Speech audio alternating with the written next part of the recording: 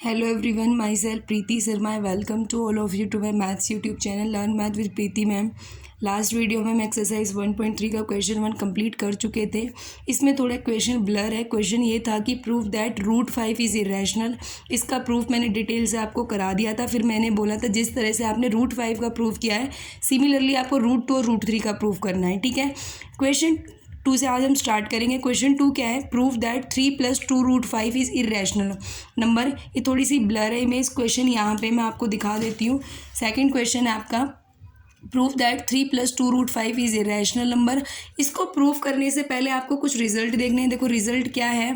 First ये result है कि जब आप इंटीजर में किसी इंटीजर को ऐड करते हो तो जो आपका रिजल्ट आता है वो भी एक इंटीजर नंबर ही आता है। फॉर एग्जांपल मैंने 7 एक इंटीजर ले लिया और 11 एक इंटीजर, दोनों ही इंटीजर्स वैल्यू है। जब मैं इनको ऐड करूँगी तो जो मेरा रिजल्ट आएगा दैट इज़ 18, वो भी एक इंटीजर होगा। सिमिलरली जब इंटीजर दो इंटीजर की सब्ट्रैक्शन करते हैं तब भी एक इंटीजर आता है। फॉर एग्जांपल 9 - 7 आप कर लो। इसका कोई भी एग्जांपल आप ले सकते हो। दो इंटीजर वैल्यू निकालो और उनके बीच में ऑपरेशन अप्लाई करो। तो 9 - 7 कितना है? 2, वो भी एक इंटीजर है। Same goes with multiplication. जब भी आप दो इंटीजर की मल्टीप्लाई करते हो तो आपका जो रिजल्ट आता है वो भी क्या आता है? इंटीजर। लेकिन यहाँ से इम्पोर्टेंट रिजल्ट है, ये ध्यान रखना है। जब भी आप दो इंटीजर की डिवाइड करते हो, ठीक है, तो आपका जो रिजल्ट आता है वो एक रैशनल नंबर आता है। For example 2/7। आपको पता है जब आप इसको डिवाइड करोगे तो 0.2 समथिंग आएगा। पॉइंट के नंबर कभी भी फ्रैक्शनल नंबर इंटीजर होते ही नहीं है, तो ये किस कैटेगरीज में आ जाएंगे? आपके रैशनल नंबर। तो ध्यान रखना जब भी हम दो इंटीजर को डिवाइड करते हैं तो रिजल्ट क्या आता है? हमारा रैशनल p/q की form. Now come to the question number 2, proof. आपको प्रूव करना है 3 + √2 5 एक इरेशनल नंबर है। आप अज्यूम करके चलो कि ये एक रैशनल नंबर है। अगर ये एक रैशनल नंबर है तो सेम भाई a/b की फॉर्म में लिखा ही जाएगा। ये तो आपको पता ही है क्योंकि हर रैशनल नंबर p/q जैसी फॉर्म होती है, यानी a/b जैसी फॉर्म। यहाँ पे a और b क्या है? आपके इंटीजर। यहाँ से आप क्या करोगे? √5 की वैल्यू फाइंड करोगे। सबसे पहले आप 3 को राइट तरफ लेके जाओगे तो a/b - 3 एलसीएम ले लेना। तो सॉल्व करोगे a - 3b/b आ जाएगा। तो √5 की वैल्यू क्या आ गई? a - 3b/b। अब 2 को राइट की तरफ लेके जाओगे क्योंकि तो आपको तो √5 की वैल्यू फाइंड करनी है ना। तो यहाँ से √5 की क्या वैल्यू आएगी? a - 3b/2b। मैंने लास्ट में लिखा था कि a और b इंटीजर्स हैं और आपको पता है 3 और 2b क्या है? आपका इंटीजर। तो a - 3b ये पूरा भी क्या आ जाएगा? इंटीजर। अदरवाइज ऐसे कर लो, इंटीजर माइनस इंटीजर क्या होता है? इंटीजर। 2 एक इंटीजर, b एक इंटीजर। इंटीजर के अगर प्रोडक्ट करोगे वो भी क्या आएगा? इंटीजर। तो √5 की वैल्यू किसके इक्वल आ गई? Integer upon integer. Fourth result क्या था कि जब भी दो इंटीजर की आप डिवाइड करोगे तो रिजल्ट क्या आएगा? रैशनल। यानी √5 की जो वैल्यू है वो integer upon integer I, that is √5 यहाँ से क्या हो गया? रैशनल। पर ये तो कॉन्ट्राडिक्शन है ना। हमें तो पता है √p जैसे नंबर क्या होते हैं? हमारे इरेशनल नंबर। तो इसका मतलब √5 एक इरेशनल नंबर है। तो आप लिखोगे this is contradiction to our assumption that 3 + √5 is rational. So 3 + 2 √5 is a rational. आप लैट करके चलेते कि ये एक रैशनल नंबर है, बाद में आपने √5 को रैशनल दिखा दिया जिससे कॉन्ट्राडिक्शन आ गई, क्योंकि √5 √p जैसा है जहाँ पे p प्राइम है, और √p जैसे नंबर जहाँ p प्राइम होता है वो रैशनल इरेशनल्स होते हैं। यानी √5 भी एक रैशनल है, इरेशनल है। कॉन्ट्राडिक्शन आ गई तो उससे क्या हो गया कि जो आप अज्यूम करके चले थे कि ये 3 + 2 √5 रैशनल है वो गलत है।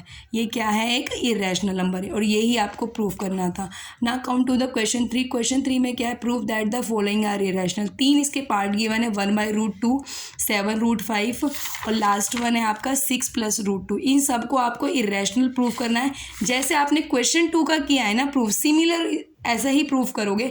फर्स्ट है 1/√2 को प्रूफ करना है कि वो एक इरेशनल नंबर है। तो आप अज्यूम करके चलोगे कि ये एक रैशनल नंबर है।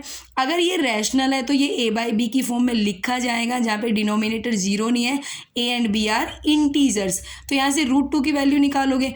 यहाँ से √2 की कैसे वैल्यू निकलेगी? इसको रिवर्स कर दो भाई। √2 की आपको वैल्यू लेनी है तो इसको रिवर्स करोगे तो √2 और ये क्या हो जाएगा? b/a।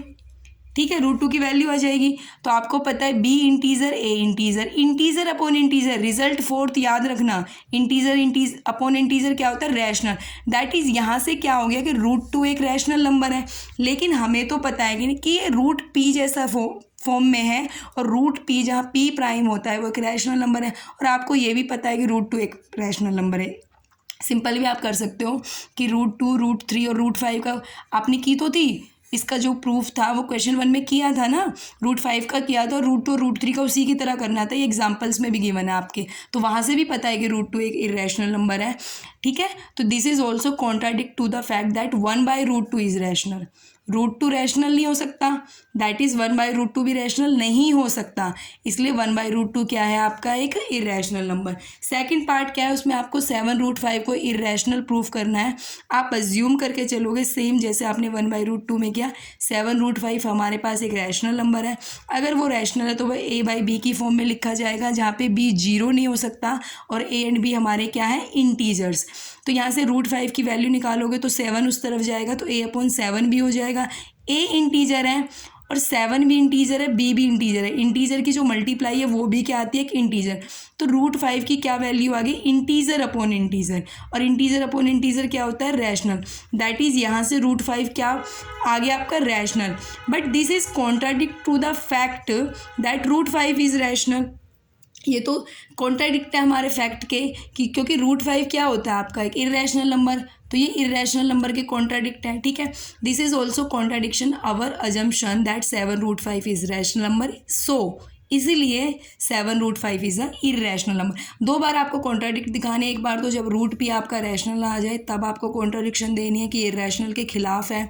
सेकंड कॉन्ट्राडिक्शन आपको आपके क्वेश्चन की देनी है जो आप अज्यूम करके चले थे। ठीक है, now come to the last part of question 3. This is also a last question of exercise 1.3। आपको इसमें प्रूव करना है 6 + √2 is a irrational number. Again आप अज्यूम करके चलोगे कि 6 + √2 एक रैशनल नंबर है। If 6 + √2 is a irrational number we can write it in the form of a/b where b is not equal to 0, denominator can't be equal to 0, a and b are integers. तो यहाँ से आप √2 की value निकालोगे तो 6 को आप right hand side लेके जाओगे, साइन चेंज होगा, तो √2 = a/b - 6। एलसीएम लो तो इसकी वैल्यू क्या आएगी, फिर क्रॉस मल्टीप्लाई करके भी ले सकते हो, तो इसकी वैल्यू आएगी a - 6b अपॉन में b। a इंटीजर है, 6 इंटीजर, b इंटीजर, नीचे जो b है वो भी इंटीजर, तो integer minus integer upon integer, integer minus integer भी अगेन इंटीजर, नीचे भी इंटीजर। तो √2 की जो वैल्यू आई है वो है √2 = integer upon integer, integer upon integer हमारा क्या होता है, रैशनल। तो this is contradiction to the fact that √2 is irrational. अगर √2 रैशनल मैंने प्रूव कर दिया तो ये फैक्ट के खिलाफ हो गया ना, क्योंकि √p जैसे नंबर इरेशनल होते हैं। तो अगेन आप क्या लिखो कि this is contradiction to our assumption जो हम लैट करके चले थे दैट 6 + √2 इज रैशनल। तो इसका मतलब क्या है, सो 6 + √2 इज इरेशनल नंबर, देयरफॉर भी लिख सकते हो, सो भी लिख सकते हो। ठीक है, thank you guys for watching my video, bye bye, see you in the next video.